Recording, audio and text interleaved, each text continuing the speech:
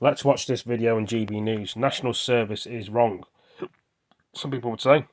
What do you think, guys and girls, ladies and gentlemen? Do you think it's right or do you think it's wrong? Let's put it on.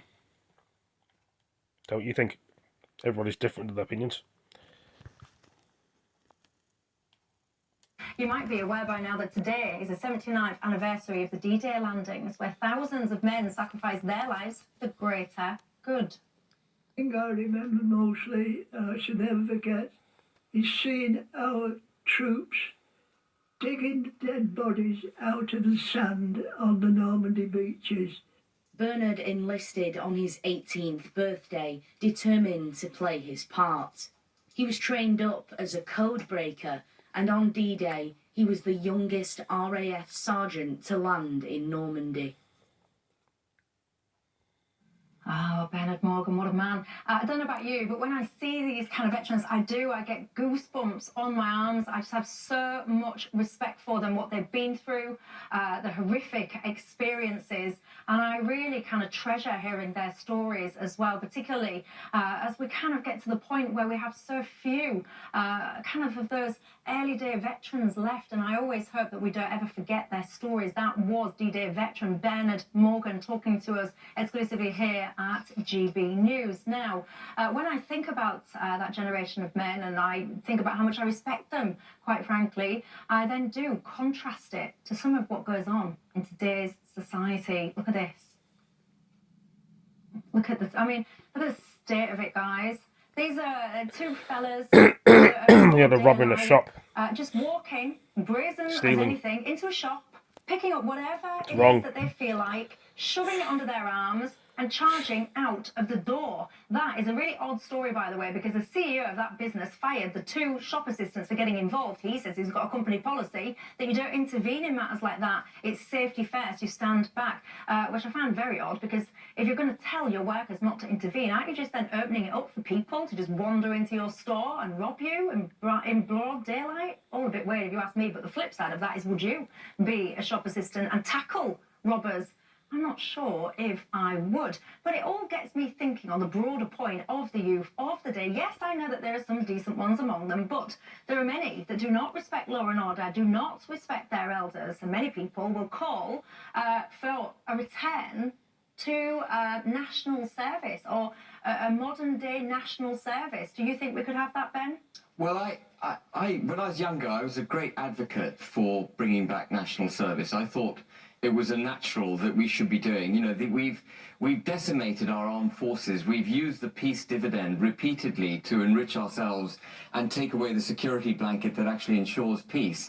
And I thought a really good way of getting lots of people, you know, off benefits, for example, and into some gainful employment, and indeed the rest of the population trained up and ready to fight if we need them to fight, would be through national service. But I have spoken to lots of servicemen who don't see it as positively as that. You know, they see it as a kind of imposition on the armed forces, a burden that they would have to carry, taking lots of untrained, difficult, perhaps people they wouldn't otherwise recruit, into a sophisticated, nimble army that would be held back by it. But you know, my heart says there's a lot to be said for it.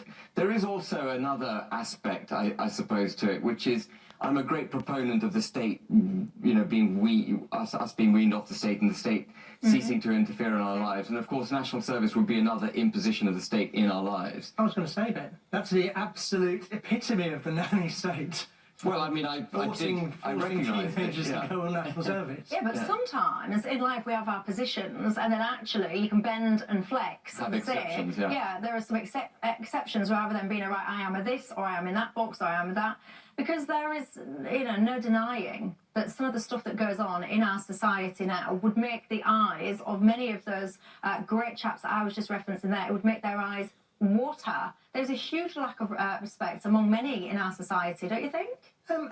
There is. I think there's 2 points. We sort of think of the past as a time when things were calmer and there was less crime, but that's just not reality. In the first part of the 20th century, this is the sort of 1900s, the police wouldn't go into parts of East London, wouldn't go into Shoreditch unless there was 6, 7 of them, because they were that worried about being attacked. It's just there was no media, there was no reporting was low, reporting of crime was low. So it's not the case that in the past it was some great sort of peaceful idyll. And I think on the point on national service, it was the army that lobbied very heavily. I think it was in 1963. It was abolished in 1960. Yeah, it was the army that lobbied most heavily, because what to do with so many unwilling, frankly, sort of diffident young people when the army's also got a job to do. It's got tasks to do.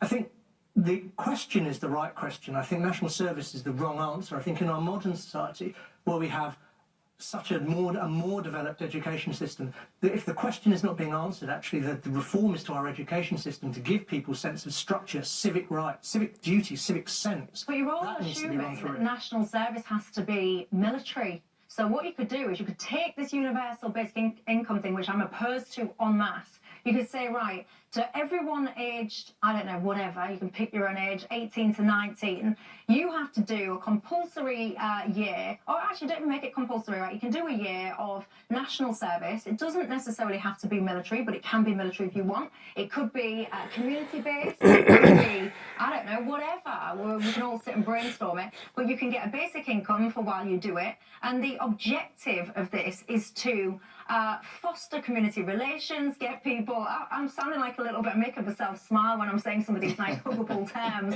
but what I want to say is I'm trying to make you not be a little bleep, and I'm conscious that it's tea time, so I'm trying to think of all these nice soft huggy words to say what I mean. I think I think there's a role for that in the sort of 50s, 60s, maybe even the 70s. I think if our kids are going through the education system through to 16, through to 18, and don't have that sense of civic purpose and civic sense, it's through the education system that's the best lever. Because to have that on top in their teens costs money, then there's an administrative overhead. And then how is it measured? Because it's such a short intervention, whereas if it's in school and they've got all of that wraparound, if not care, but then sort of touch points of teachers and You say that, but there are many young people, me being one of them, I couldn't get out of school fast enough, quite frankly. I couldn't get out of school when I was supposed to be there quick enough, never mind trying to keep me there afterwards. Jim, one of my viewers, you and I, we are aligned, my friend, because you say, yes, there should be some form of national service, perhaps, he says, not in a military sense, but a compulsory service in which young people spend a year before they go to uni. Why are you assuming they would need to go to uni?